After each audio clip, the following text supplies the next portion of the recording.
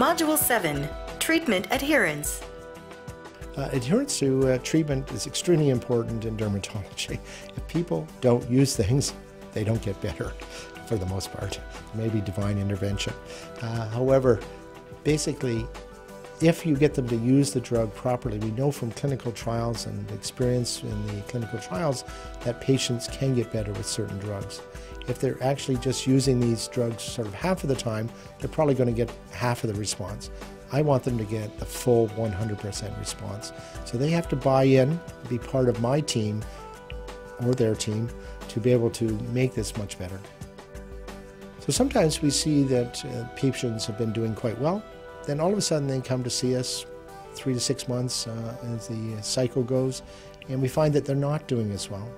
So this may be because the drug itself is losing some of its efficacy, but more often than not, patients are dealing with a chronic disease that they want to forget that they're dealing with a chronic disease. They maybe have been so well, they think, well, maybe if I just not use it as much, I can still maintain it.